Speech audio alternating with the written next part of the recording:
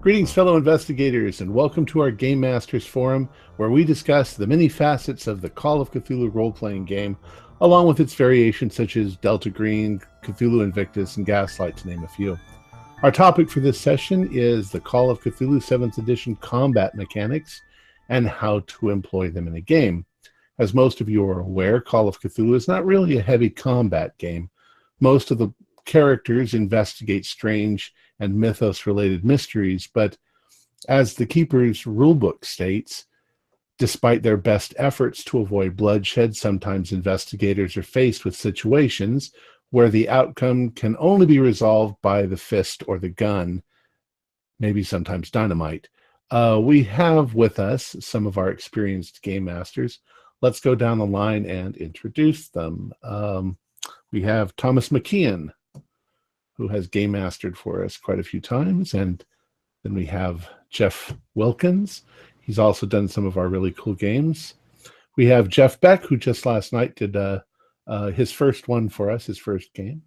We have Jerry Bryant, who has run a number of games for us. And we have Mick Swan, who did Bird's Head, which, despite his modesty, is like way up there on number of views. People are liking that one. So it's a very good game. Truth be told, I think that most of us have gotten by just fine relying on basic role-playing combat mechanics that we've adopted along the way from other games. And since Call of Cthulhu is much more about the story, this aspect of the game never really mattered much. Still, we have this beautiful 7th edition Keeper's Rulebook, and Chapter 6 is devoted entirely to combat. So why don't we go through it? We can talk about the basic mechanic of the game. Everything is divided up. When it comes time for combat, you've got rounds within turns, and it's all based on initiative. We'll make an example, like I don't know, five players face 5 ghouls. It's what do you no. I'm stumbling around here. Let's see. I believe initiative. I believe that initiative in Call of Cthulhu is simply based around decks. I've always within Call of Cthulhu, I've always done whoever has the highest decks goes first. Right. I think it says that. Yeah. I mean, I know some game masters, some keepers who actually do the Pathfinder sort of thing, where it's a roll to see if you pass, and if you pass, then you go first. Like if you pass a dex roll or something like that. I know some people that do it, but I simply do whoever has the highest dex within players. And then enemies go last, and it's the order of decks between the enemies. So that way, it's not all muddied around. I don't have to write it down. Like, this enemy goes first, and then this enemy goes first. It's just the players, and then the enemies, and then the round resets. That's how I do it, at least. I'm interested in unless, of course, in the story, the bad guys have the drop on us, on the good guys, then... And I play that... mainly, I mean, I came over from Pathfinder, so a lot of my role playing, especially with combat, and I think that's funny that within Pathfinder, combat it makes up the bulk of the game, so it's relatively simple.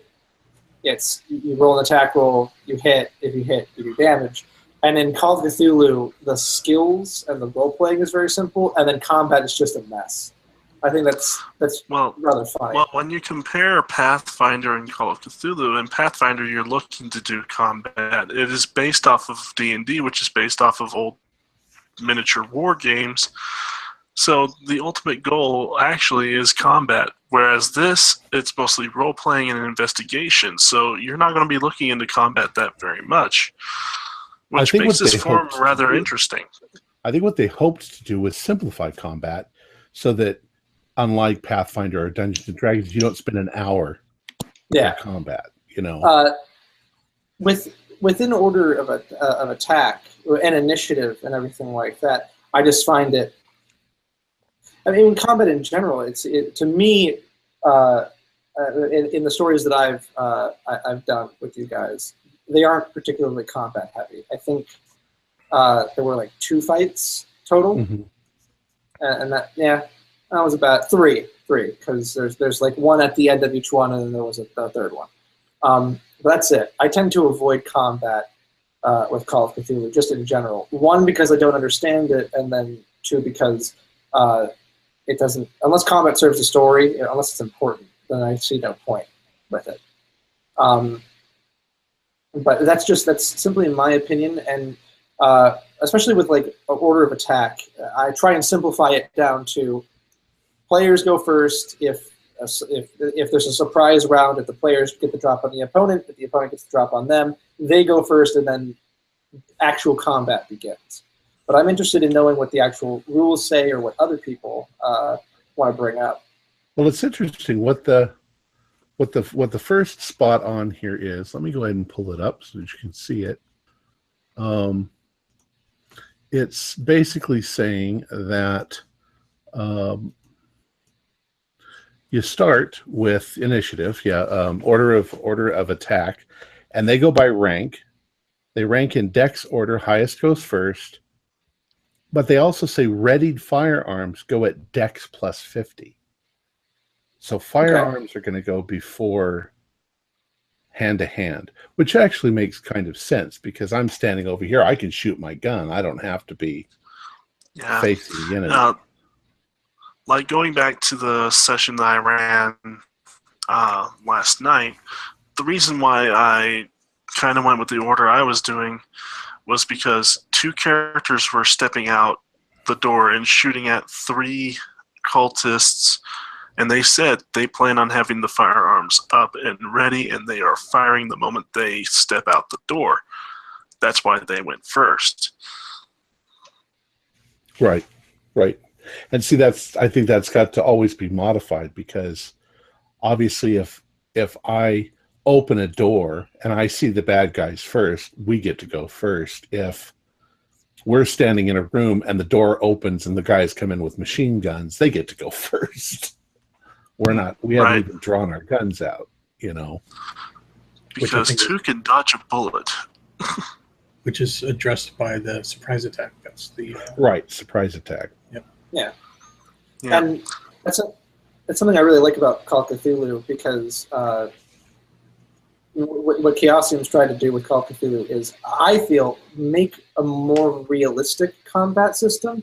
Because if a guy has a gun, he's going to already have heightened senses. He's already, he's going to be looking down the scope. He's going to be looking down the barrel. He's going to be looking down the iron sight.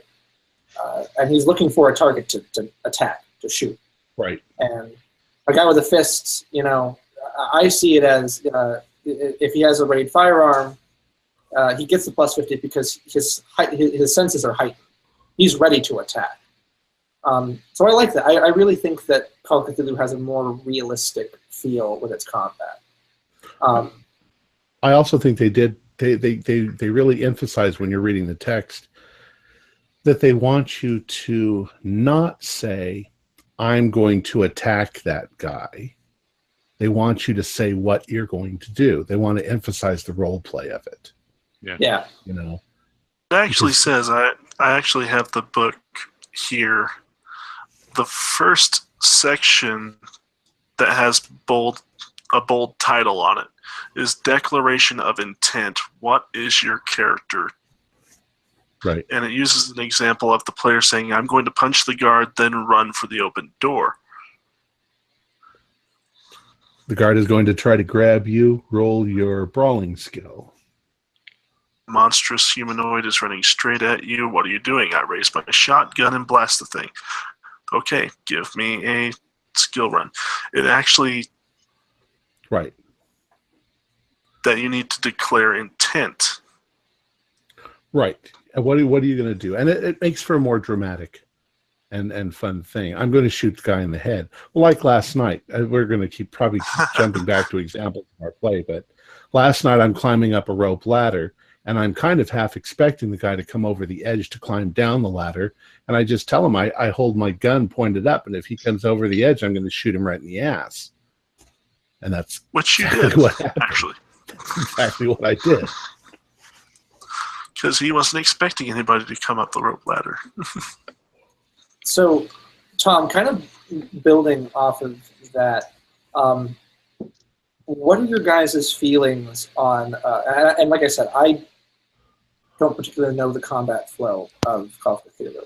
I know the basics, but what is your guys' feelings on the concept of, like, Overwatch? An enemy is not going to directly attack you, but if you attack him, or if you run from a position, or you try and make an effort against him or to escape, he then attacks. Well, I think that would follow along, like, going to your example in Pathfinder, you have what's called a held action. You wait for something to happen. Happens, you take a turn.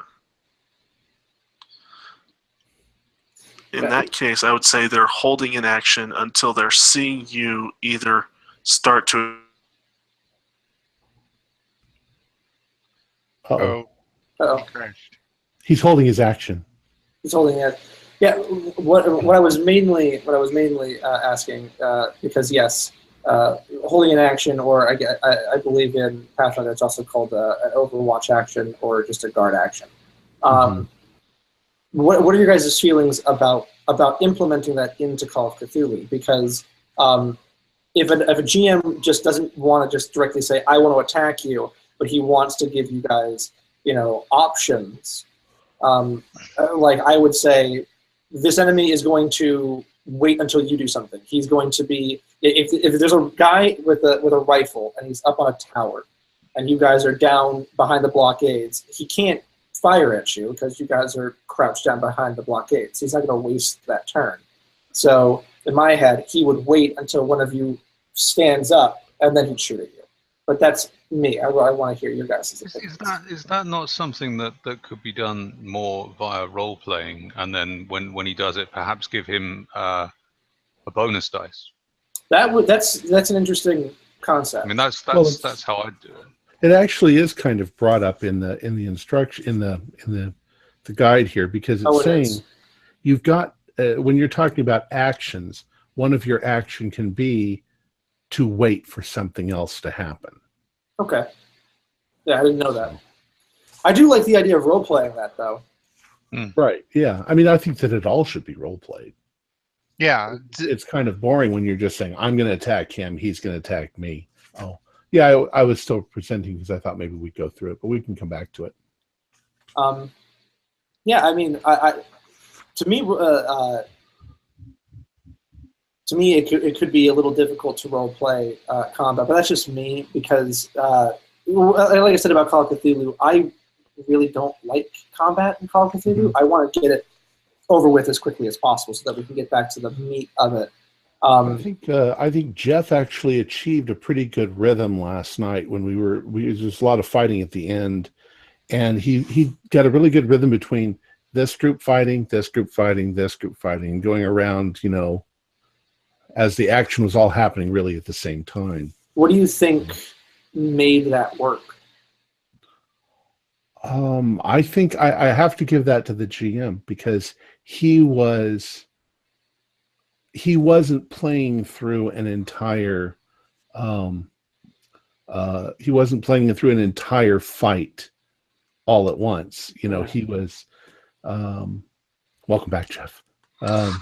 Yeah, I was talking about last night your sort of method of going around, sort of round robining the game with the combat, because you had what I was doing, and I would do something, and then we'd jump over to the people in the diner, what they were doing, and here, but we did it in a nice rhythmic flow, so that.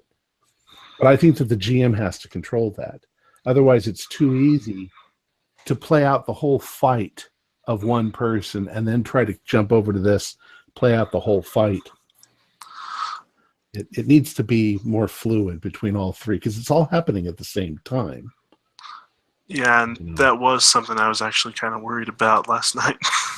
Well, you have to give the other players a chance, the opportunity to interfere. That's Right. always a possibility. I think that there actually comes to be a distinction in the types of combat that you're doing too, because when I'm playing a normal Call of Cthulhu game, I tend to run combat as a very abstract thing because A, you don't get into it very often, and B, in our format, it's a little hard to go into a full-blown combat because of our time constraints. So I try to make combat as simple as possible. However, if you're playing something like Delta Green, which centers on combat, then you need to be more strict on your combat rules.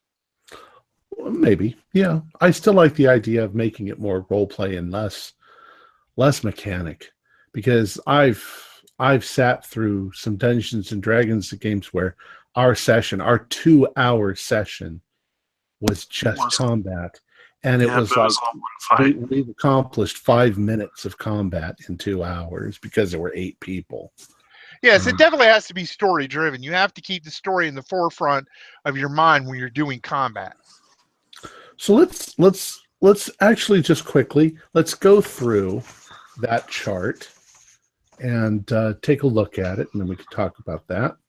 Let me pull that back up again, because it's I like flow charts very much because they're easy to follow usually. They are very helpful. So we got the first thing: establish the order, rank and dex order. Highest goes first. Readied firearms. Oh, that's important. Readied firearms. Yes, readied firearms, specifically if you're holding the gun out and you're ready to fire. If you've really already got it, yeah. So then we go straight down. You resolve index order. The initiate attack. Who attacks first? Is it going to be an attack, a flee, or a maneuver? The defender chooses to dodge, fight back, or perform a maneuver. So the person, we'll just say bad guy, good guy. The bad guy and the good guy both have something to do. They're both going to roll at the same time. Attacker and defender make opposed rolls. And then you have different contingencies. If it's a dodge, if the attacker wins with the higher level of success, wait a second, what am I reading here? This is dodge. The attacker wins with a higher level of success. A draw equals that the defender wins, and both fail, no damage is inflicted. So I'm going to shoot you. You're going to choose to dodge my gun or knock it out of the way. We both roll. If I get the higher, I hit you. If you get the higher, you dodge. If neither one of us makes it, nothing happens. We both fail. Right. Fighting is similar. I choose to fight. You choose to fight me back. We're both going to punch each other in the face. The higher level of success wins. The higher level of success wins. A draw is if the initiator wins. And now that's interesting. The draw is if the initiator wins. Well, you gotta think. This is going in dex order, so the person with the highest dex says, I'm gonna punch this guy. They're already en route to punch you in the face. You just got stopped part way as he slugs you across the face. I see. If I'm going to punch you in the face, in order to punch you in the face, I have to get the higher roll. And this is rank. It's not the number, it's rank. So I've either got to get a success, a hard or a success draw. or an extreme success. If we get a draw, then the initiator of the attack, which is actually you, connects the hit. Right. Because And your then- fist is already underway. And then if we both fail, no damage is inflicted. Does that make sense? To me, something like, say, I would actually find it funnier if you both slugged each other in the face and took damage. Wouldn't Now, that is be a that- critical fail, though, rather than... That would be a critical fail, yeah. That would be punching yourself in the face. How do you Yeah, like that my would be- face to your fist style? Yeah, I mean, if you both made critical successes and the draw was two people, a character and an NPC making critical successes, then you would both punch each other in the face. yeah. Suppose If we both, that would work. Mm-hmm. if both have, well, Yep. here it's saying though that even if I got an extreme and you got an extreme, the initiator still wins. So your fist still follows through. Right. I punch you before you can punch me. Hmm. So there really is no contingency for us both punching each other at exactly the same time. Darn it. Maybe the GM could allow if both of them rolled 01. That could do it. That could do it. That's a crazy, almost never could happen. And then the other thing is maneuver. I'm going to trip you instead of dodging out of the way. So it resolves more or less the same way. It resolves for fight back, but instead of inflicting damage, you apply the effect of maneuver. So on the draw, you still trip them. So it's exactly the same as fight back, but instead of punching them, I'm grappling them, or I am tripping them instead. That's where it's important that you declare what you're going to do. Right. Maybe you don't want to punch them because it's your mom. Yes, she's possessed by Pazuzu, but you still don't want to punch your mom in the face. And then I hear also got this aside here. Right. If it's a maneuver, you have to compare the builds. If the initiator is smaller, there's a penalty dice. If they're bigger, the difference of plus is impossible. Yeah, obviously. See, that little gymnast shouldn't have been able to knock the football player down. She should have bounced off of me. Can I just confirm? I seem to recall. Actually, I'm going to find that. There you are. Mini-Me isn't going to knock Fat Bastard down. With the order of attack, Dex order, Right. it does actually say that if they both have the same Dex, then the one with the higher combat skill goes first. Yes. Wow. The little box brawl on skill. page 103. Oh, yeah. okay. Yes, Yeah, if you each yeah, have it does say 50, that. then you resort to your brawl skill. Yeah, which again makes sense. If you have a higher fight skill, you're more prepared for taking on somebody. And then, as it points out here, combat rolls cannot be pushed. That makes total sense. And then we've got extreme levels of success. Not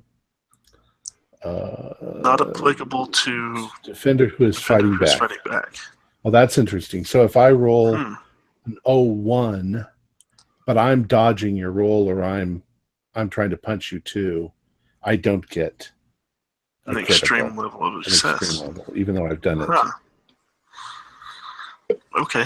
And impale is max damage plus max. What the hell is that? Damage bonus. Damage bonus plus roll weapon damage. Blunt force damage equals maximum damage plus maximum damage bonus. Now, Jeff, didn't you bring up something a little while ago about there being other conditions that apply to impale? Or I think someone did. There was something to do with it being the... I think it might have been maybe another system that did that. I'm not sure. I might not recall, actually. I may have imagined that. Does impale apply to bullets? I think it does. Yes. Because it does pierce. It is basically a piercing weapon. Yeah, it says an extreme level of success with a penetrating weapon, such as a blade or bullet. Okay, but not a blunt. No, a blunt has its own extreme level of success. Which is just max damage and max right. damage bonus. Which I believe is interpreted as you having hit a weak spot. Right. And caused maximum damage. Or I've got brass knuckles and I punch you with it. Yeah, and then of course up at the top we've got surprise attack. Yeah. Allow skill roll. Does the target anticipate the attack? If the answer is no, the attack automatically hits and gains a bonus die. Automatically hits. Ooh, wow. So does that mean that if I come up behind somebody with my gun and I put it to their head, I don't need to roll? Right, if they fail. If they're not expecting it and they don't pass any of those that are specified, then yeah, you automatically hit them. That actually changes a lot because it never made any sense that you would roll something like that. When you said that I walk up and put my gun against them and fire. When it's something like that, I just say, wow, you immediately do critical damage and you don't need to roll to hit. Right. I like the use of spot hidden, listen, and psychology, the non-combat skills to detect. Right. Especially psychology. Mm. I mean, that's a brutal role. As a GM, I would be really hesitant to use that. I would only use the surprise attack if players, like, if you guys are in a bar and one of the players is like, I'm going to go into the back, and they open up the door and there's two gangsters and there they are with pistols, and you observe them doing illicit activities, and the player goes, oh no, and then the two turn and they've already got their weapons drawn and they just fire because you just walked in on them doing something illegal with guns. You stepped in on them, they turn, they see you, and they fire. Well, you might have done a successful stealth roll and snuck up behind a We're assuming that the player did not think them on the head with a kosh or something. We're assuming that the player was not smart enough to do a stealth check. He just wandered in the back. I'd only do a surprise. I would only use the surprise attack mechanic if that were the case. If with the automatic hit, like if they walked in on something and they've already got their guns out, they're already ready to fight. They turn and they see you, something like that. I would never do, as a GM, I would never be like, you walk into a dark room and you feel a barrel and then bang. I feel like that would be a good way to piss off a player. I imagine it's a really good way to just piss them off. It could theoretically happen, but it wouldn't be much of a story. Exactly. Yeah. Yeah, and since Call of Cthulhu is all about the story, you don't want that to happen. No. Now here's something interesting at the bottom, something that we almost never even think about, but the whole outnumbered thing. So let's say it's one person against two people, or some other number. If I choose to dodge on my round, I don't get another round to dodge the second guy. He actually gets a bonus die to hit me because I'm distracted by, you're trying to punch me, I dodge out of the way, but the other guy can hit me with a bonus die. I think you still get to roll a dodge. You just don't. The other player just gets the bonus. Yeah. And I'm going to also assume that this applies to if there's 6 enemies in a room and there's 4 players and 3 players all target one guy. you would get a bonus dice as well, I assume, because they've already dodged one bullet, and then the second player would get a bonus dice, and they would roll, and then they'd try and dodge that, and then the third player would roll and then get a bonus dice, and so on and so forth. Well, if you read the rest of this, what it's saying is that if I only get, let's say I'm going to punch you, I only get one chance to punch you. Therefore, you should only get one chance to dodge in that round. Not round, but per attack. Hmm. In other words, you try to punch Thomas, Thomas gets to try and dodge your attack. Yeah, Now, that's what it, if Mick attacks Thomas, Thomas can also dodge Mick's attack. yeah. All subsequent attacks on them receive a 1 bonus die. It's not Right. saying Right, because it's not saying per round. Mick's then would have the bonus die, but Thomas would still be able to try and dodge it. Yeah, that makes sense. Doesn't that seem, though, a little unrealistic? Because if there's 6 people in the room against 1, I mean, is this guy a kung fu master that he can dodge 6 attacks? I mean, I'm taking it to the absurd, but I mean, I guess it's because, and I see, and that's the reason why why I agree that role playing is important, but at some point also mechanics need to be a thing, because what happens if there's 10 enemies? well, this is called Hypothetically. outnumbered. I know, but hypothetically, there's 10 enemies, and the goal for the enemies is to kill the player. And there's 4 players. They're going to win. they're gonna. But see, a player still needs to flee, and the enemies still get to attack even if they're fleeing. And if one misses and all the others hit, they're dead. Well, as a stepping into the GM, putting on my GM hat, I would say I wouldn't let the players get into a situation where they're so outnumbered they're all going to die. They might get beaten down and wake up later tied up. I guess. Because that would ruin the game. Yeah, you gotta provide an escape route at least if they are going to be outnumbered. Say, make a spot hidden roll.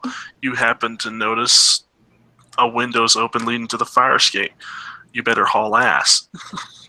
I mean, Yeah. I guess, but I do agree with Jeff that I think the mechanic exists in the wording that they provide, so that the players, it's not so much that you're a kung fu master, but it's just like, this is a game and we're providing the player with a chance to survive.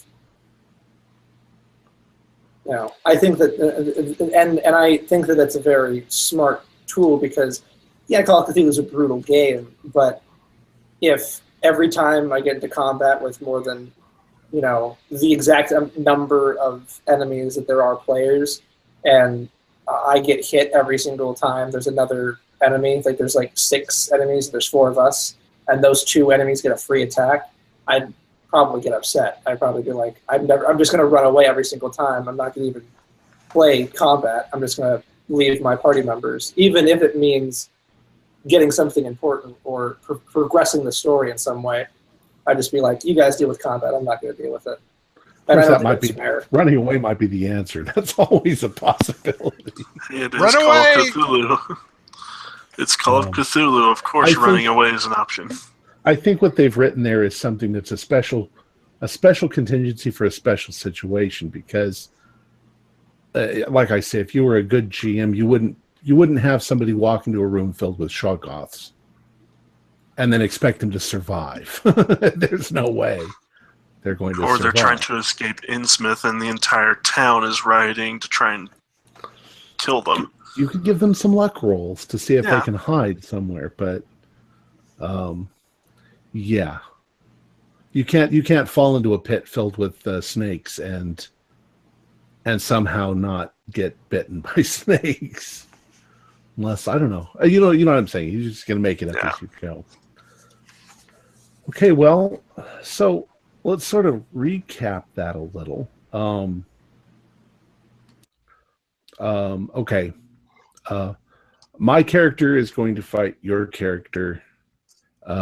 We go into a situation we declare that we're both going to punch one another. We resolve that by whoever gets the highest level. The highest level succeeds. Either I punch you or you punch me, or we have a draw and neither one of us punch each other. Right? Actually, as a draw, it's the initiator who wins. It's okay. So if it's a draw in that case, the initiator wins. Yes. I was going to punch you, I succeed. If we both fail, then neither one of us punches. Second one, if I'm going to punch you and you're going to dodge, then the one with the higher success wins. If it's a draw, the defender wins. Mm-hmm. So the defender in this case has a little bit more chance of not getting punched. Not necessarily, because most people don't put points in dodge. That's true. Yeah, like our situation last night. Actually, no, it doesn't matter, because if you've got 35, you're just rolling for a success for half. Well, you are correct, because 35, it's low, but you're still going for the level. My hard might be harder than your hard to get. Yeah. Actually, Jeff, what you said is correct, and I was thinking something else, but yes, you are correct. And then there's maneuver, which is just basically, I'm going to try to punch you in the face, and you're just going to try to grapple me because I'm your mom.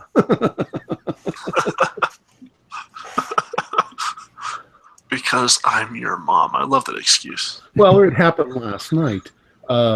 Jen's character tried to run outside, and Levi's character tried to tackle her and stop her from going. He didn't succeed, but he tried. He tried. He didn't get a hard success, though, or was an extreme success that she got. Well, he couldn't catch up to her either. That's where the move roll came in. Yeah. All right. So now, we got the little overview on how that's done. Then, do we want to look at damage? See how damage is calculated, because that's another one. Or shall we stick with physical combat at the moment, because we got guns? I do want to add one thing about the outnumbered thing. Okay. It's important to note that creatures often have multiple attacks. So right. However, the flowchart actually touches up on that a little bit. Yeah. The outnumbered thing does not apply for those with multiple attacks, who may dodge, fight back as many times as they have attacks before the outnumbered thing applies. See, that seems to imply to me that you can't dodge or attack more than once. Only somebody who has multiple dodges and attacks can do it more than once. I mean, I guess it's up to. I guess it's once again, as you guys have described, it's up to GM discretion. Right. It's always up to the GM. Well, I think to me that makes sense. Does not apply for those with multiple attacks. Meaning, you can't. If I have 3 attacks, you can't outnumber me with 3 people. Yeah. That's what it's saying. Yeah. Right, because I can both attack and or dodge 3 times. Well, you can attack 3 times. Right. Well, it says dodge does not apply for those with multiple attacks who may dodge/fight back as many times as they have attacks before the outnumbering rule applies. Right. Which is what I was saying at the if beginning. there are 4 people against me, but I have 3 attacks, then on the first 3 I can dodge or fight back, but the 4th one I can't. Right, and at which point the outnumber takes effect. Right. Yep. Okay. Did we want to go to combat damage first, or do we want to look at firearms and gun rolls? I mean, I'd like to talk about damage, not so much. I mean, yes, like how damage works and how the mechanic works. Though I believe it's for most people familiar with role-playing games, it's pretty self-explanatory. Like roll a 1d6 plus whatever. I'm more interested in how to role-play damage. Okay. Like, well, that's yeah, because we've got things like wounds and major wounds and yeah, and we're talking. what can medicine do and what can first aid do. Yeah, like for instance, you get shot with a bullet. Even if the bullet doesn't pierce you, it doesn't go all the way through you. You know, a bullet lodging your lung. I feel like yes, you take a penalty dice, but I also feel like you take other penalties as well. I would usually do something like that if, say, someone got shot in the lung, like you say. Any Constitution roll they have to make either a hard or an extreme to pass at that point. They cannot pass just rolling regular Constitution at that point because you have a bullet in your lung. You're essentially bleeding into your lungs. Well, let's take a look and see what the combat damage looks like. Bring that one up, and then we'll deal with the different kinds of combat, the bullets and the what did you say, automatic fire. That's another good one. So on this one, what do we got? We got let's see, character. Character takes damage from a single wound. Okay. First one is the damage is less than half his maximum hit points. Or the second one is damage is equal to or more than half of his maximum hit points.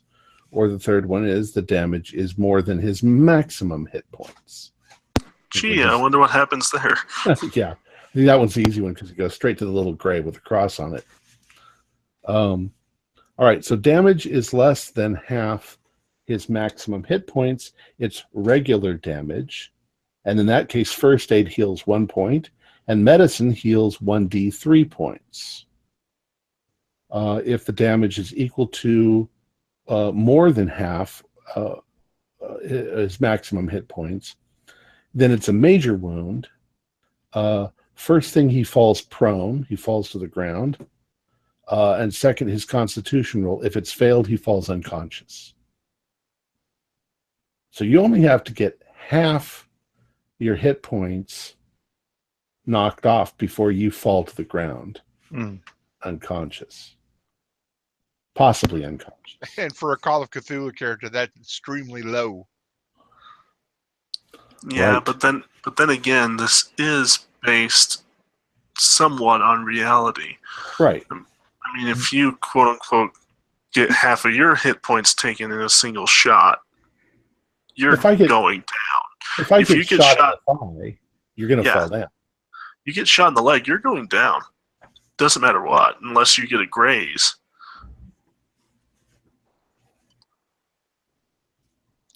That's really all there is to it right there. I mean, then it's got what happens if your hit points fall to 0. We'll do that in a second. So it's really actually simple. Yeah.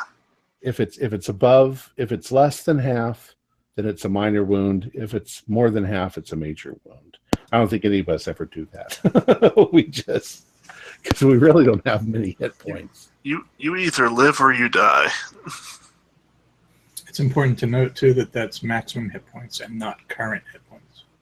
Mm-hmm. So if you've already suffered damage, and let's say you're down to 3 hit points, it's not half of 3, it's half of whatever your maximum is. Yeah.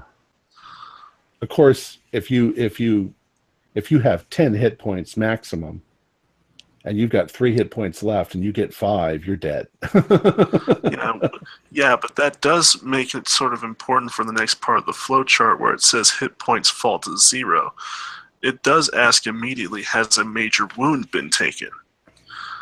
And the only way to get a major wound is to get equal to more than half your maximum hit points. So if you had 3 and you took 3, it takes you down to 0, but you haven't suffered a major wound.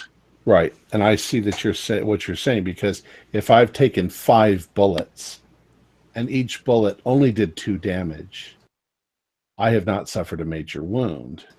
Right. But I'm down to 0. So I fall unconscious. If I have taken a major wound, then I die. Yeah, Correct? you start dying. No, well, yes, You dying. you don't die right away. Isn't it unless you take like? Isn't it like one? It's like 1.5 of your health. That's like an instant death. It's like Instant death. Instant death is when you take more than maximum of your hit points. Yeah, that's what I thought. Yep.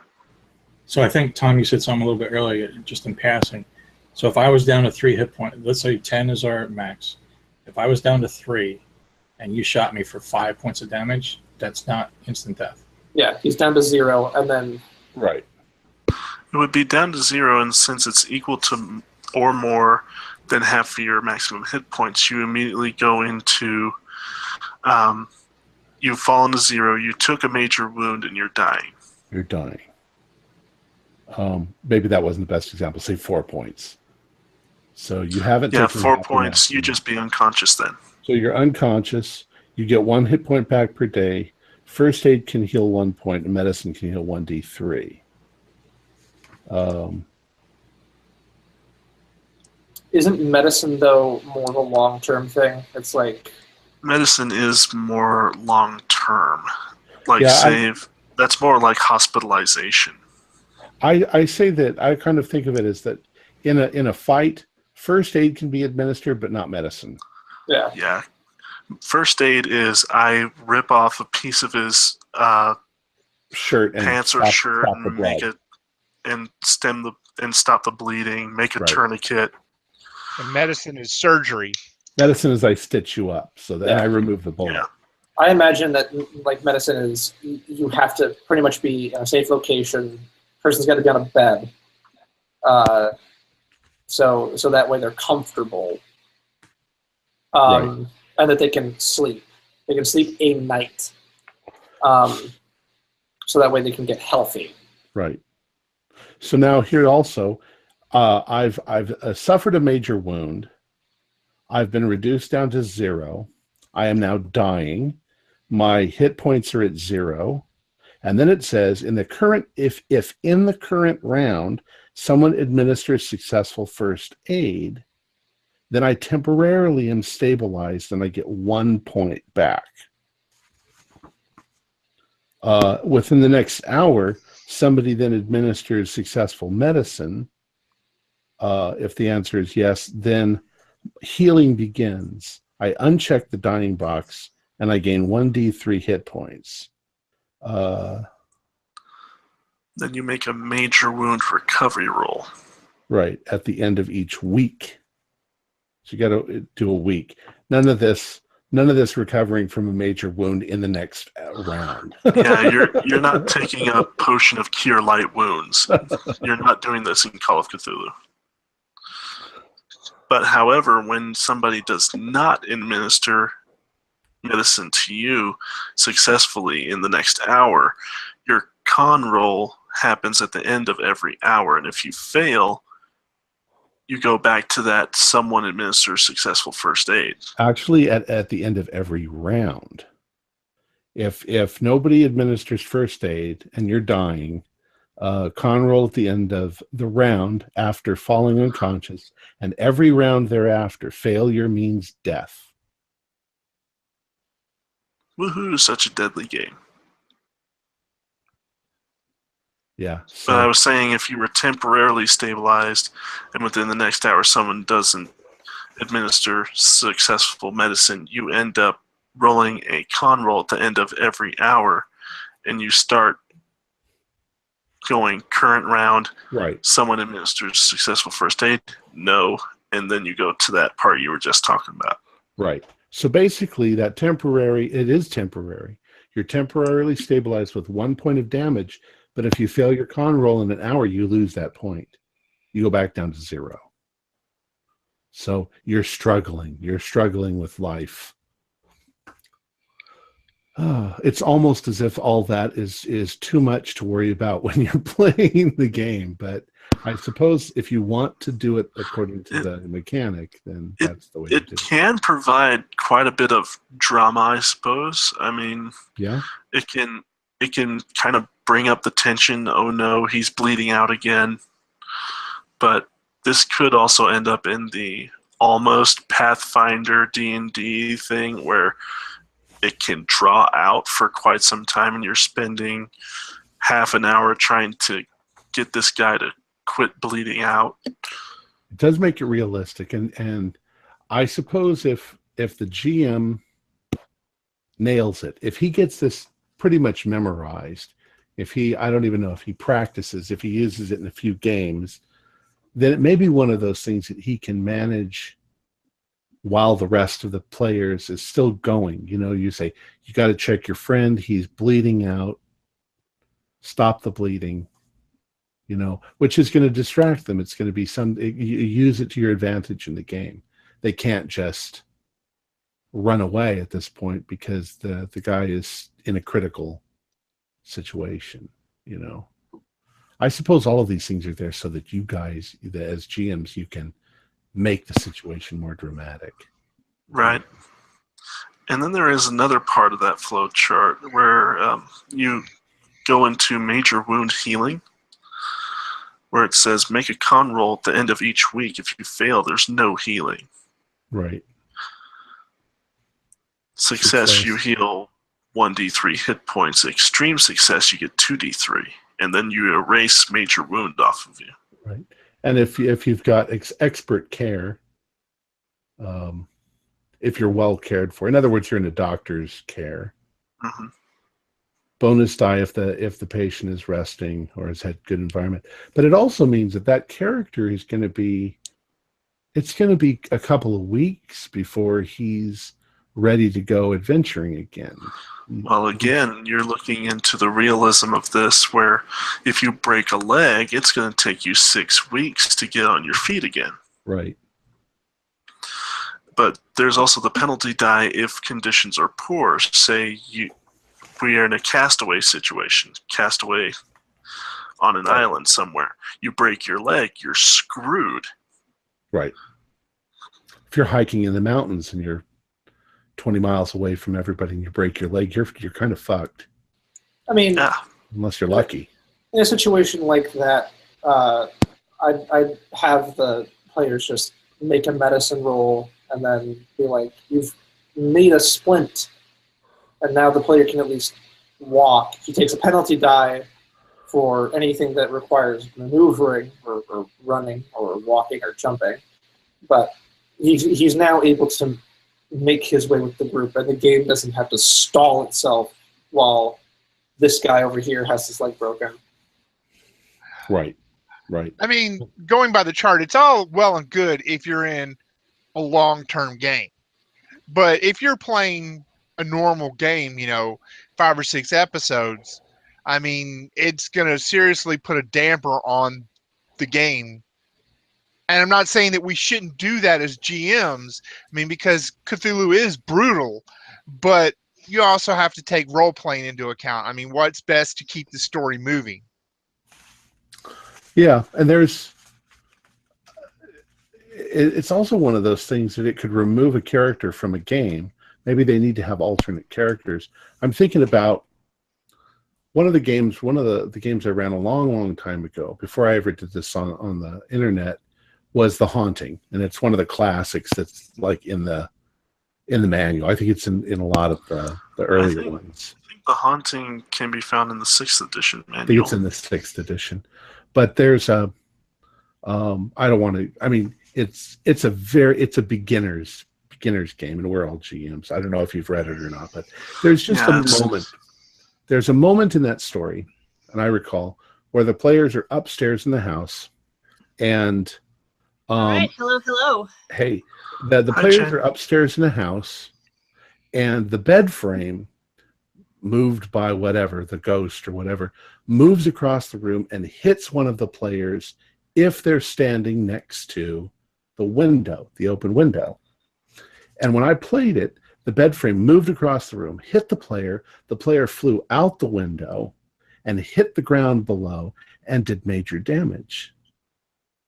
And the problem is that at that point, all the other players wanted to do is go visit him in the hospital and no longer play the story. Especially since the haunting is meant only for like 1 or 2 sessions. Right. If they're not exploring the house, there's no story.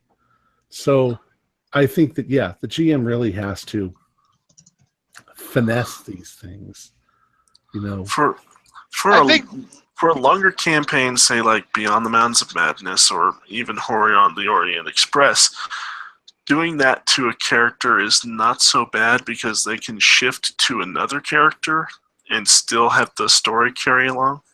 Yeah. But in something that's a 2-shot, 1 to 3 sessions, try to avoid that until the finale. Well, I think it really comes down to is how the combat started. If the player does something extremely stupid, I'll let it flow. It's like, Yeah, no, if the player does something stupid, you get to the point where it's just like, okay, you want to do that? You sure you want to do that? What I like to do is if I know it's going to be something that is going to hurt the player or kill the player, I tend to give 3 chances. I give a hint first, then I give a second hint. Kill And the if they still player? don't How get it, I hardcore go- are you going? And then You're I go, LARPing this? well, yes, kill the player. I Kill think- the investigator. I apologize. I think it really does have to do with the moment, because I could say the opposite too, Jeff, and that's if I'm playing Horror on the Orient Express and I know that I'm going to be playing it for 2 years, I definitely don't want to kill any players off in the first couple of weeks of the game.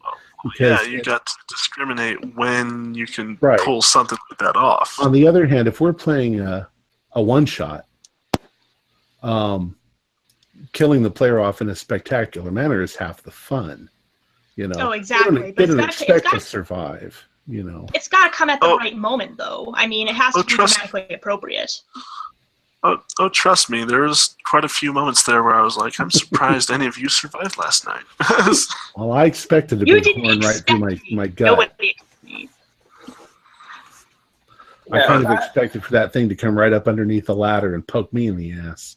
I do agree with Jen, though, that it's like if the player does something stupid, or if it's just like the luck of the roll and damage happens, or you're fighting on a cliff and they're just you got a 99 and they got an extreme or just whatever, and they get pushed off the cliff and it does maximum damage, like, to me there's just like nothing you can really do. No, Yeah, that's I right. had that happen where I was running the Australia chapter of Masks, and I had a player who they decided they wanted to all go fight a flying polyp. So I'm sitting there, I'm like, do that. They're like, yeah, we want to do that. So I'm like, okay, I have them go down in the caves, and I'm like, okay, so there's a big hole, and in this hole you hear like an eerie whistling noise, and it's gonna be I roll about 10 minutes before it shows up. Remember, a lot of us haven't played that scenario.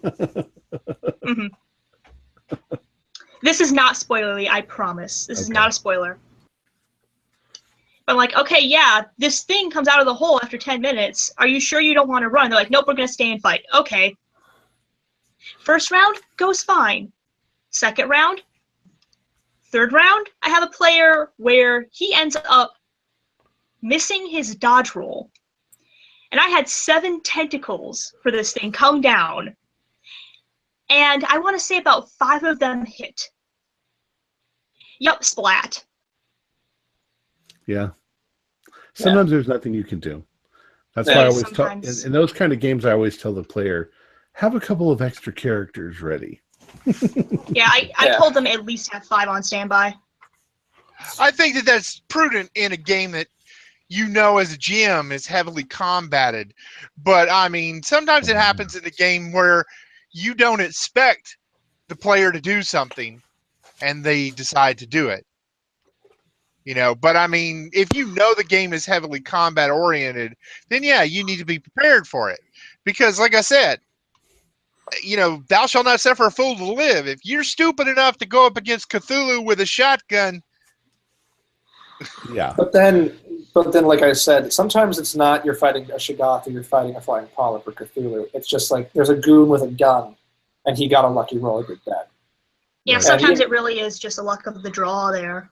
Yeah, and in a scenario like the Crimson Letters, where it's only going to go it's only going to go 12 hours, and I know that, but I also know that, like, if you die, to me, it's like if you die, you die.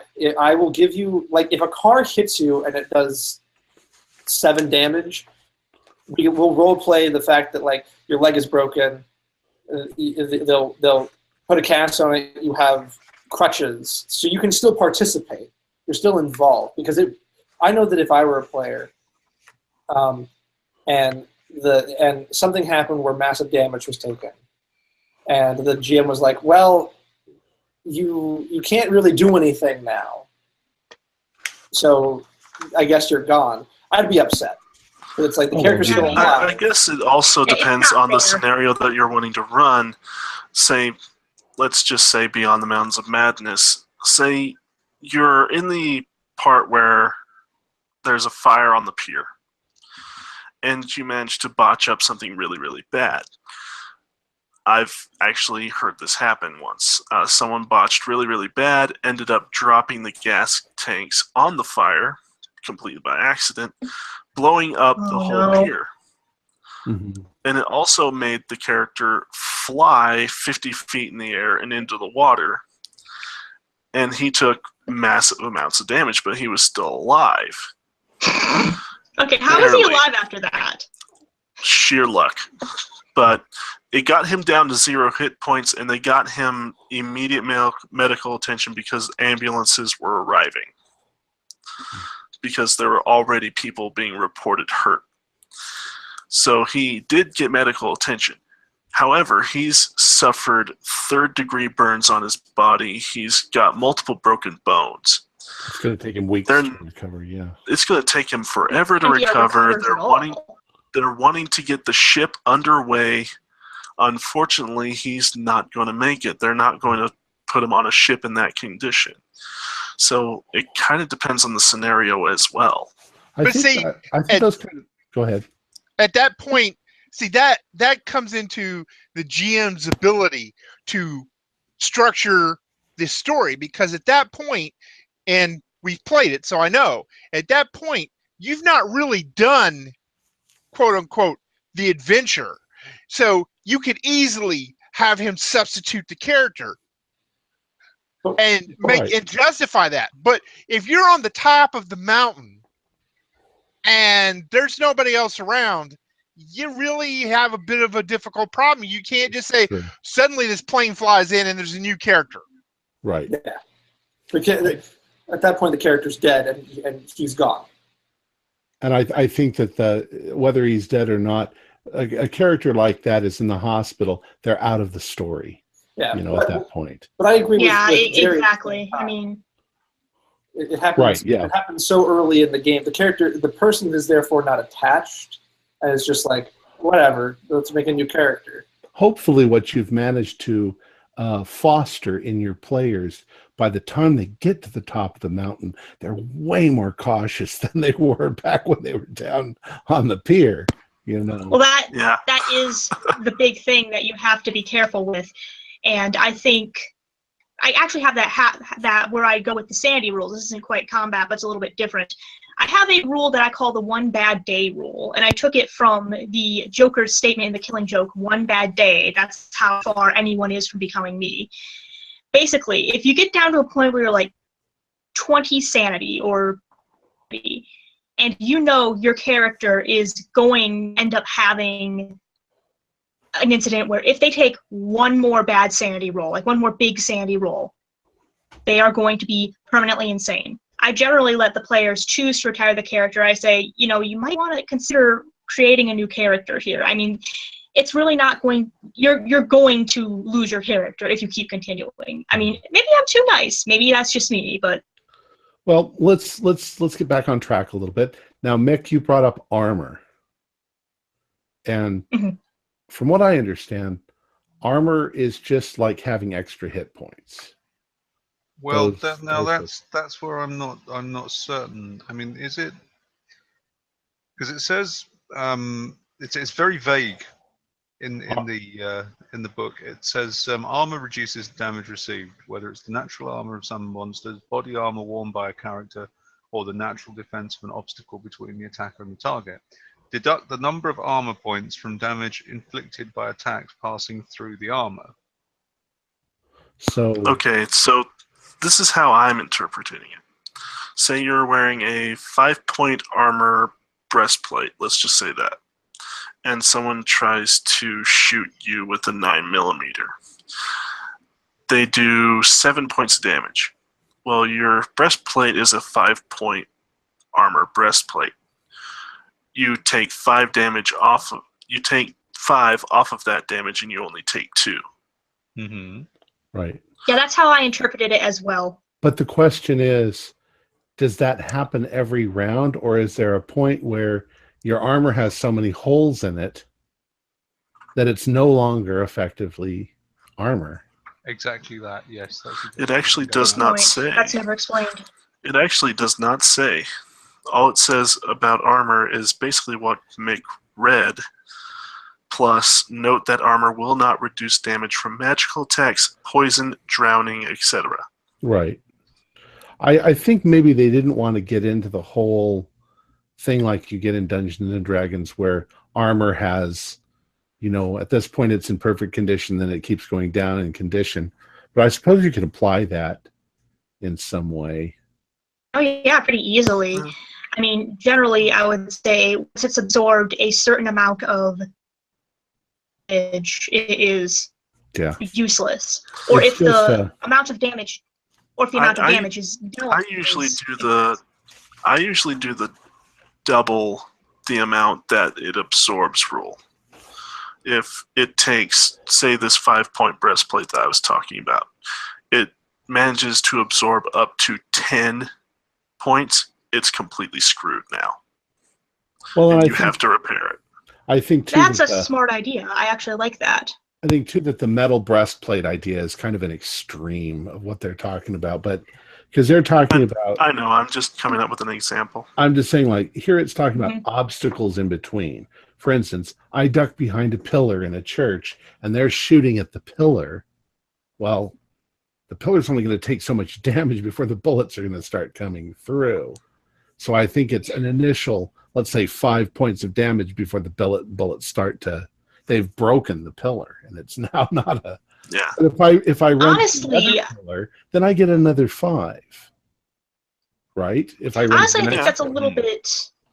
That's a little too much micromanaging. I assume if they get behind a pillar, they are in cover, and whatever damage they might end up taking, say the bullet grazes them, would be reduced.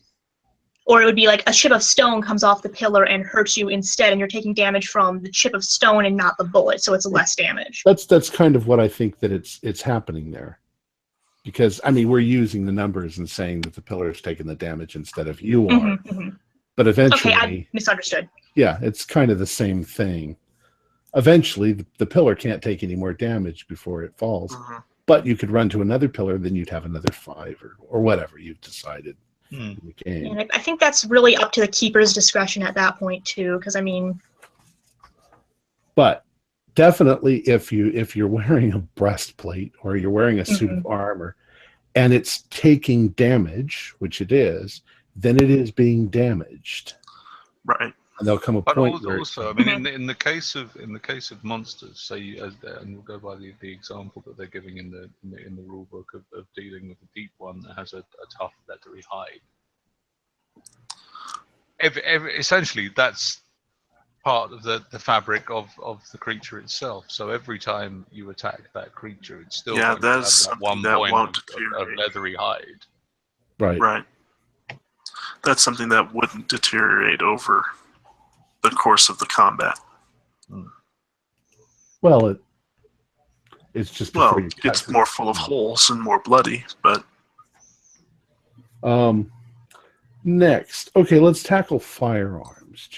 Thomas, you had some questions, especially about automatic weapons. Automatic weapons make almost no sense to me. I get pretty much everything about bolt action and pistols and shotguns. Everything, all of that makes complete sense. A shotgun, it blasts. It's got a range for its blast. So like 5 feet is more damage, 10 feet is less than the 5 feet, 15, and so on and so forth. Rifles do a specific amount of damage, and they also have a specific range. Pistols, if you're point blank, it's double whatever the pistol skill percentage is. But automatics make no sense to me.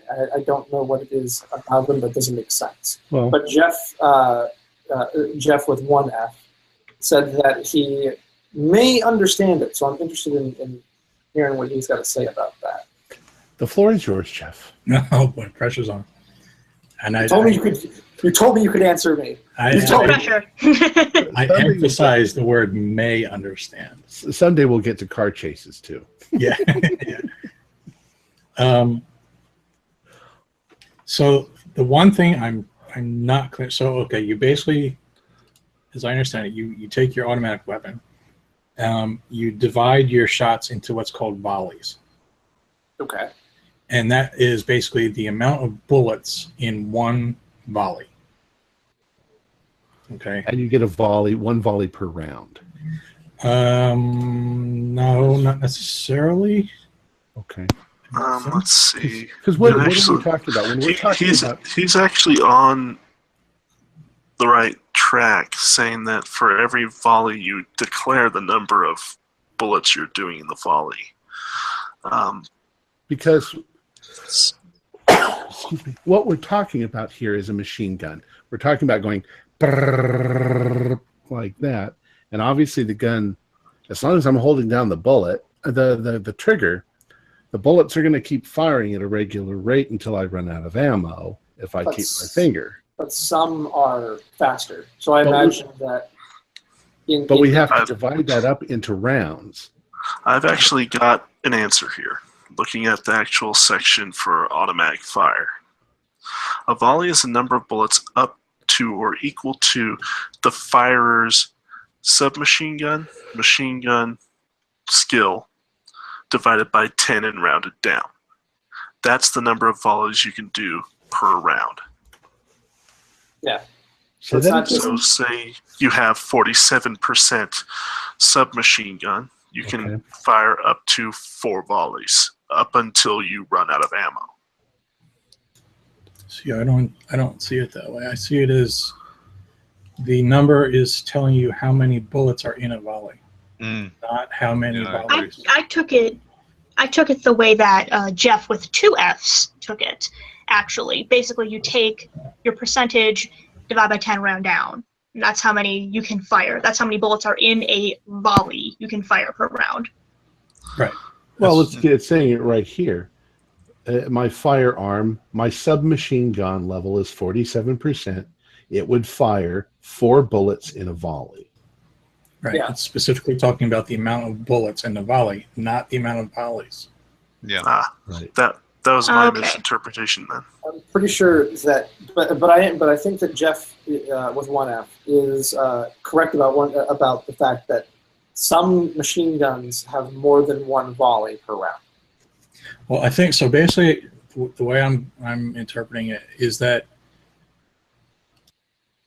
Sorry, if you let's say you have a Tommy gun, and I don't know the stats in front of me, but let's just say it's 100 rounds. Sure.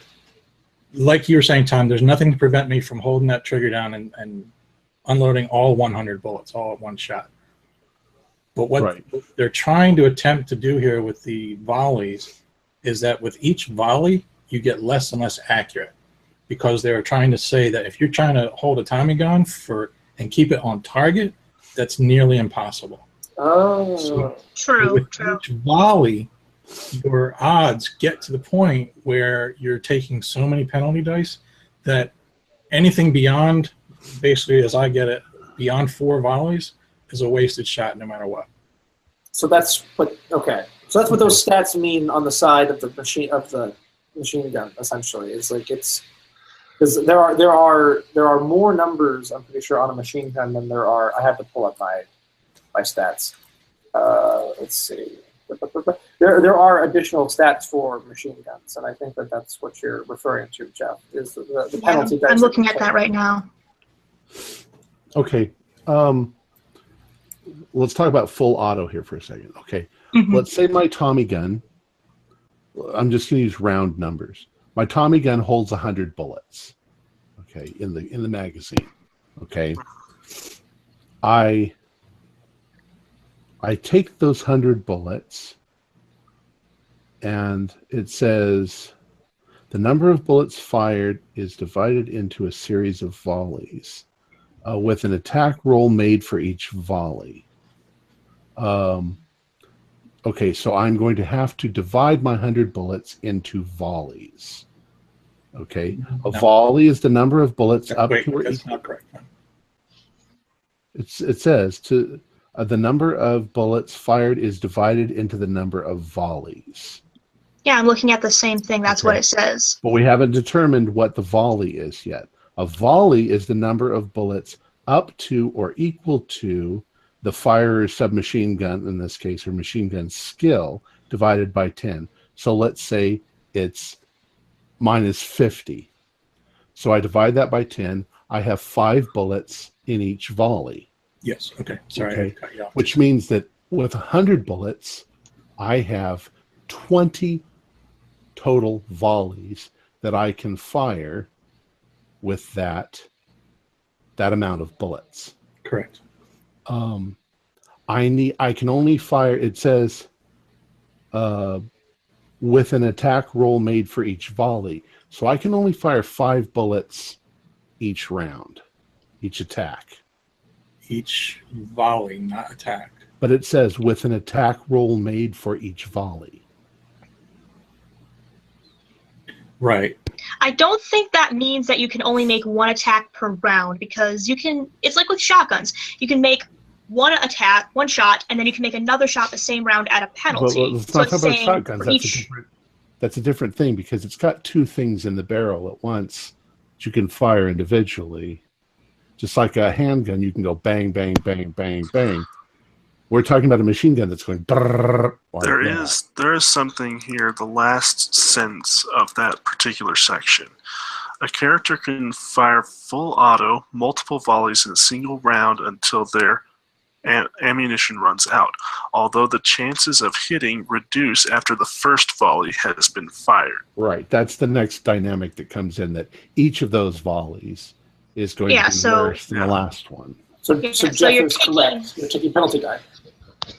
Exactly. Yeah, you're making multiple attacks in one round, but you're making them so fast that it's like, okay, so you're adding a penalty die each time.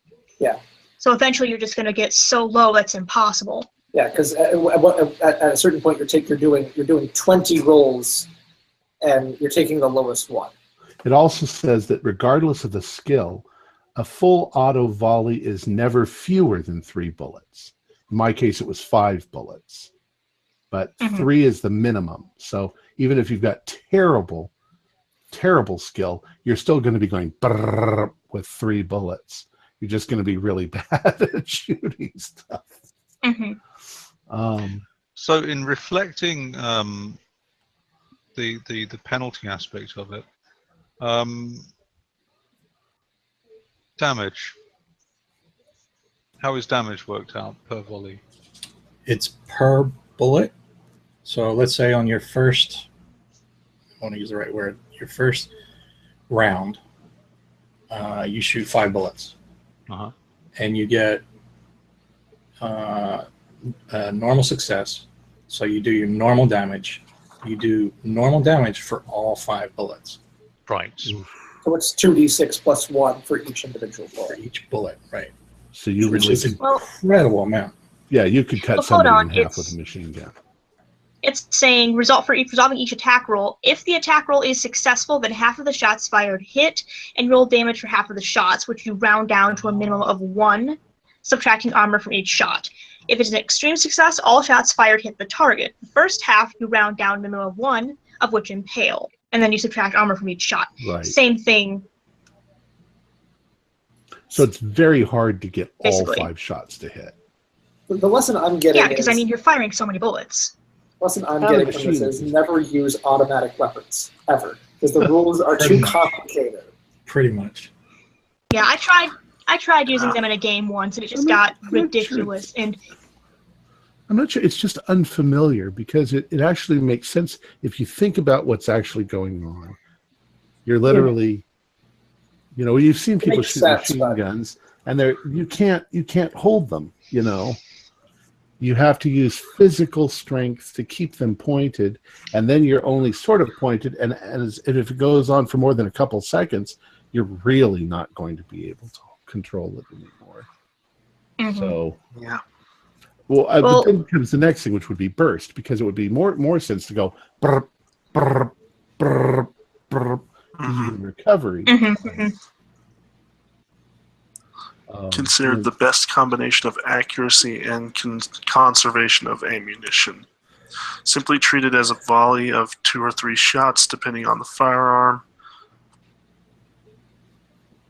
And apparently you don't take a penalty for accuracy because it doesn't say such.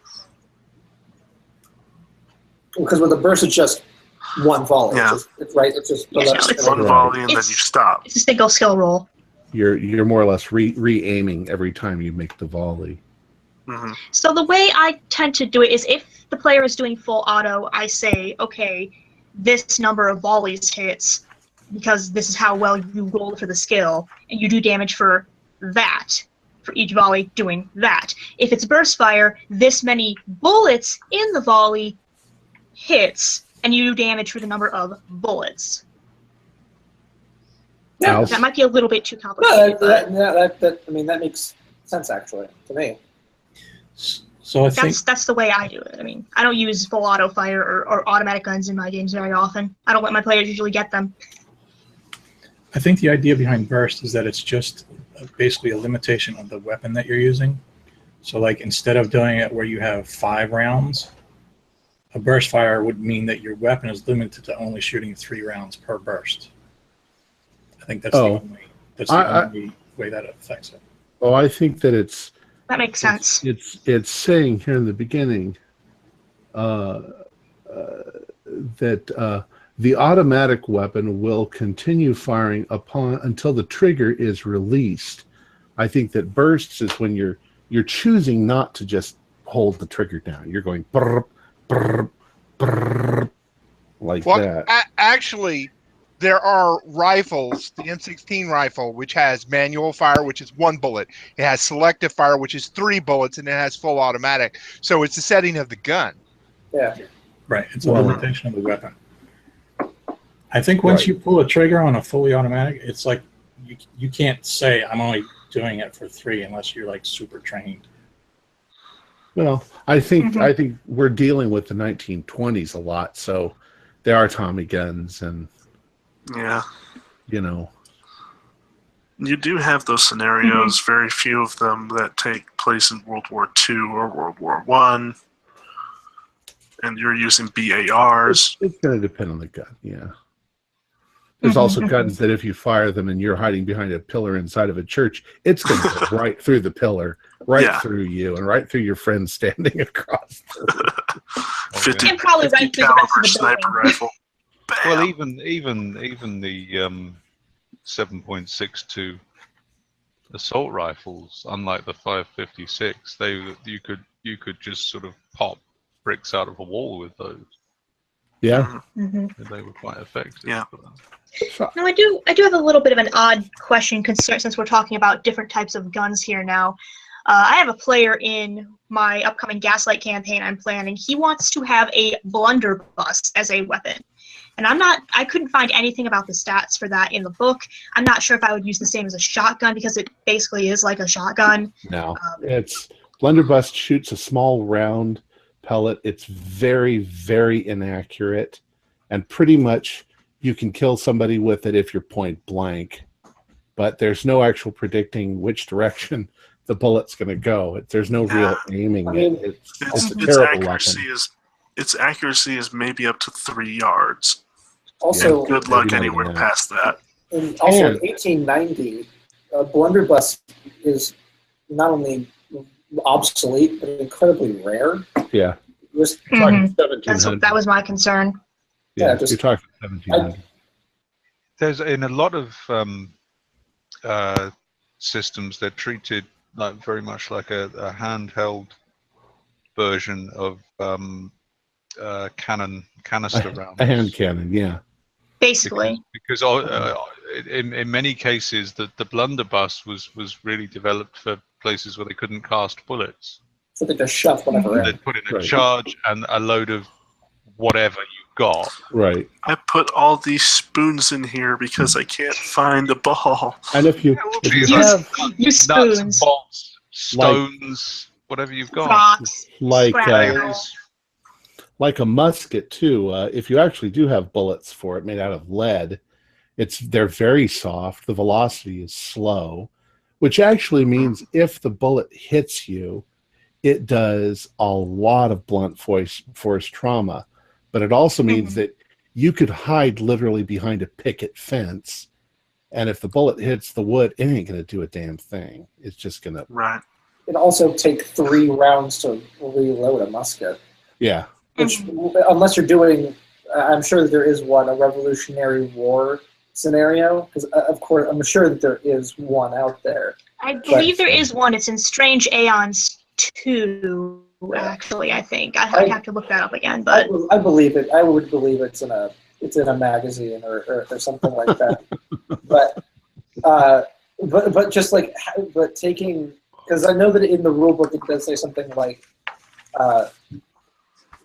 obsolete or rare guns that most people wouldn't be able to get their hands on unless they're a collector, and even then it's like, Yeah. You know, I'm What's sorry, the point, basically? but I'm looking at this right now, and that picture right there, the poor monster looks like he's saying, "Is anybody out here?" He doesn't even know he's going to get shot.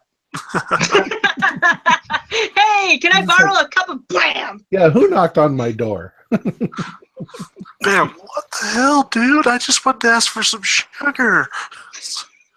And you know, Just- my eyesight ain't what it used to be, but when I looked at that picture, I swear to God, that was Hitler in a dress. I'm not gonna lie, that was my initial reaction too, and I actually have fairly good eyesight, so you are not the only one. Why is Hitler wearing a dress? Okay. Oh, wait a minute. Hang on, There's no, that was actually scaring, I thought. There's actually a musket in the firearms list. And There it is. says uses per round 1 out of 4. So you are actually correct, Thomas. It takes Yeah. 3 rounds to reload the thing. it's as a guy who's used muskets and my father has one. Using a musket and even a gaslight scenario would be completely just. The only reason you do it is just because you're the eccentric character. Because I can. And I think that's what my player is trying to get at. He wants to be literally a battle butler. I mean, So just- it's like, So he again, wants to be the I'm butler pushing from why. Helsing. basically. just give him Okay. a double barrel and just say, "Be happy that I'm giving you this." Yeah, I think that's probably what I'm going to end up doing. Because a That makes double way barrel more sense. shotgun is probably the closest thing he's got to how he envisions a blunderbuss, not the real thing. Yeah. And it'll do a lot better in combat anyway. He would do better with a Derringer. Mhm. Gotcha. Little handheld gun. Even though those are very inaccurate. Here's something interesting I just hit. Talking about armor again. It mentions that shotgun fire is a mass of small pellets, each of which must pierce the armor. The damage for shotguns is rolled using a number of 6-sided dice. Armor ratings are factored against every D6 when rolling the shotgun damage. In other words, if I've got, let's say, an armor that's got 2 points, it takes 2 points away from every single die 6 that's rolling, not just total, like it would for a shotgun, for a regular gun, Mhm. because Yeah, every makes pellet sense. is hitting you. That sort of makes sense. Yeah. But here's the thing: what if you specify that your shotgun is shooting a slug, not? Then it's different. It's single, right? Yeah, it would just be a single boom. Single Yeah. attack. Let's see. I think that we've covered pretty much everything on the list, unless you guys can think of something else, or if we have any questions, or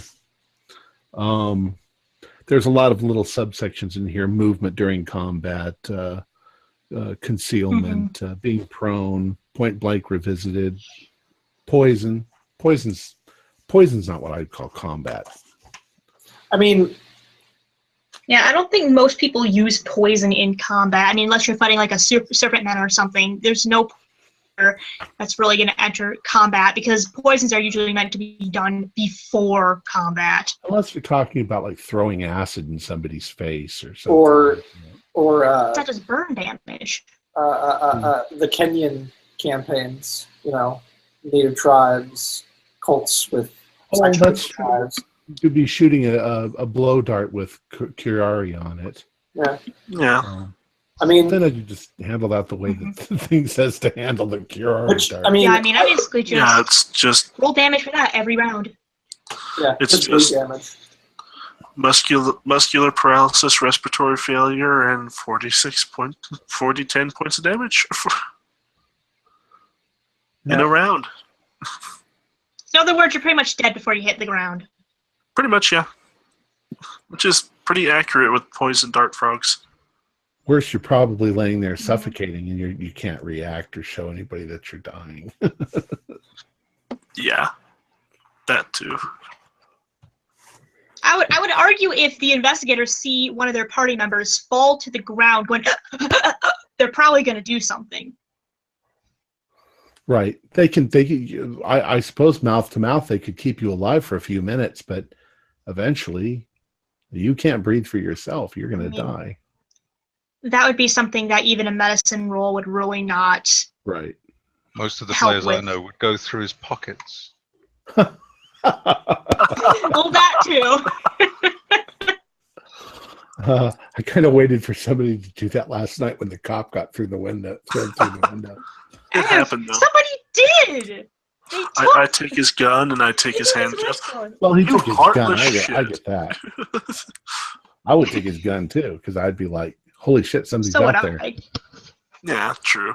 But there's this short movie that you can find on YouTube called The Gamers. It's absolutely hilarious. It's basically the point of view of players in a D&D campaign. Well, And one of the characters, Darkness Rising. Yeah. Darkness Rising, which is the second one. Yeah. But in the first one of the characters dies and they have a funeral for him, bury him, and we hardly knew him. I get his staff. Pretty much. That's Dungeons and Dragons for you. Yeah, and this Call of Cthulhu too. I get his pistol. Hey, I can sell this for scrap. Why not? Well, I think that we dealt with a lot. Jen, earlier we were talking a little bit about build. I don't think that your gymnast could have knocked me down the way she did yesterday if we'd have taken our physical builds into Probably not, but I guess Probably. maybe she tripped him, and then she used his weight. That's what I figured happened. Yeah, maybe. Yeah, I figured it was better for narrative that she did, but yeah. It was still funny. This little tiny scrawny gymnast takes down this big ass football player. I was actually going to try two things. I was going to try either smashing the damn thing with, you know what? We shouldn't really talk about this because people listening might want to watch that episode. True. You heard nothing. Enough Come said. back after Enough this. said. We'll talk about it after the thing. So, anything else? Pay no Does attention anybody to else the have any garden. questions about combat? I suppose tomorrow we're all going to implement combat the way it is in the book. No, we're going to do what we have always done. Well, there's, I No. guess, Tier. specialist combat skills. Kung Fu. Yeah, things like that. I mean, I can remember once I had a player who had decided that he was going to put quite a lot of points into having a specialized Kung Fu fighting skill. Wouldn't you just? So the, I'm sorry. Go ahead. well, so that when he lost sanity, he suffered temporary insanity. Then it was decided. I just decided that, well, look, okay, your character has lost this sanity, and your character believes in chi. So I had him make an intelligence roll, and he passed the intelligence roll. So as far as he was concerned, his chi was unbalanced by the experience he'd now had. So now he got a penalty die whenever he was fighting, because that was, concordant with his belief structure. That sounds like that makes sense. Yeah, that makes sense. I would think that. I would think that special abilities, say being a sniper or like a kung fu expert or something like that, would that be kind of just reflected in your fighting ability, your grapple? It kind of would. Have Yeah, an 80% and 90%, and you would just play it out in role play that I'm going to Count Dante or something. Right. Maneuver. Those are maneuvers. Yeah, I would have thought more maneuver than anything else. Yeah. He stabs a knife at me, and I parry, and I pull the knife out of his hand, and then stick it in his chin. I think one thing we didn't talk about, which we don't have to, but I think it's important to note that with the firearm shots, there's a lot of modifiers you can use that we never get into usually. So, like for instance, aiming for your next shot, cover, right, and any sort of external thing can give you bonus die and penalty die. I think we did the aiming. The one of the few occasions I can remember where the aiming modifier was used was in one of the earlier episodes of Amidst the Ancient Trees. I think you're right. Where we were pinned down behind the rock. We were covering one side of the other rock, and that was kind of an Overwatch thing as well. That would have been as well, really.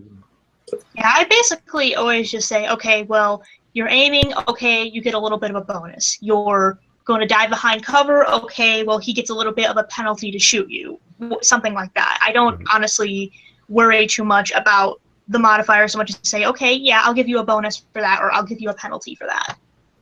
Well, that's fine and true, and I think that we've been saying that throughout this entire discussion. But it's important to note that there are rules. So whether or not the GM chooses to use those rules or not, that's the whole issue. But I think it's important to note that there are rules, and it's one thing to know the rules and not use them, but to just say, well, that's too complicated, I'm going to do it my way. You know what I mean? Like, yes, there are definitely GMs and players who want the mechanic to be followed exactly the way that it's written. We don't have as many of those in Call of Cthulhu. I know you definitely have some of those in Dungeons and Dragons. But oh dear God, yes. We don't have that many things that modify. And Pathfinder, you change one number on your sheet, it modifies 15 other numbers and all of that stuff. Yeah. No, but I agree with Jeff, though. I mean, the mechanics in Call of Cthulhu exist to add, I guess, immersion, much like in Pathfinder. And as I said at the very beginning, I've been playing 3.5 since I was a kid, and 3.0. So coming to Call of Cthulhu, I'm not so much a stickler for mechanics, like as Tom said, most Call of Cthulhu players and GMs, but I agree with Jeff. It's important for us to understand and just know that these do apply. Like for instance, for cover, I've always used the cover mechanic, the modifier. I just do it on my end because it's like, Sean is behind cover. He's behind a car, and the guy shooting at him, they roll a penalty die because it's more difficult for them to hit him because he's behind the car. Right, So- and that's generally how I do it as well. I mean, I do it on my end. I don't make them roll for it. Yeah, to me, to me, all role-playing games are essentially the GM's job is for the players to have fun. Right. So it's like if I have to do this extra work for them to have fun and know the mechanics so that they don't have to, totally okay, because I can just roll all that myself and do all the math myself. Yeah, don't let the I mechanics. definitely agree. It is the GM's job to know what they're doing before they start the game. Right, and if the game mechanics do get in the way of the players having fun, it's okay if you dismiss a few. Yeah, I mean, micromanaging to me is not fun. Like the whole weight mechanic in D&D, that's to me it's stupid as shit. Like I hate weight and encumbrance. I really do. it's stupid. It hinders the player's enjoyment. Of course, if they're wanting to carry a portable RAM as well as 5 backpacks on them, I go, no, can't do that. Yeah, but if they're gonna hold the Tommy gun like in their coat and hide it, and like have like a strap and just be like, "This is my weapon. I'm hiding it." I'm gonna be like, "Okay, you're hiding it. Just don't get pat down. Just be smart and kind of role play that." Yeah, to me, it's important for the GMs to know mechanics, like Jeff said. But it's also important to realize that the game isn't for. It is for us to have fun, but it's mainly for the players. And in our case, it's also for the audience. So having the audience listen to us role play or just like go and roll a bunch of dice is probably boring for them. I know it's boring for me as a player. So I tend to try and do everything on my end as best I can so that they don't have to be affected, which I think is important. Right, I mean, it's one of those things where the rules are there if you are confused about how something is supposed to work, or if you're not sure how to handle a certain situation, or if there is a situation that arises that needs rules to be applied. It's not something you're necessarily going to do all the time. Yeah. Cthulhu is not combat.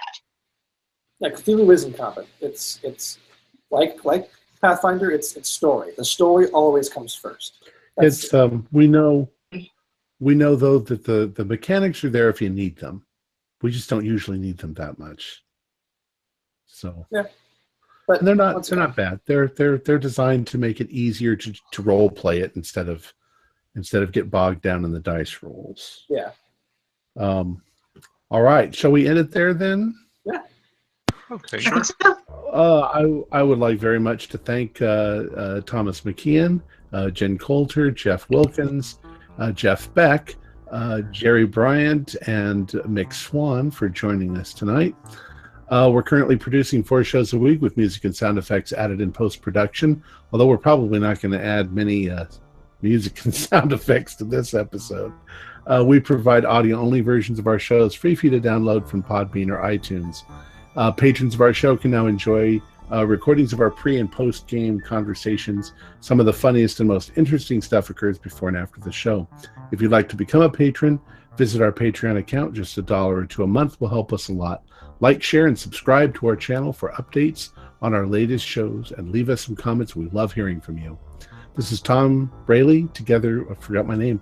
This is Tom Rayleigh, together with all the members of our gaming club, inviting you to journey with us once again into the darkness for another adventure into the universe of H.P. Lovecraft and the Call of Cthulhu role-playing game. Until next time, good luck and good gaming.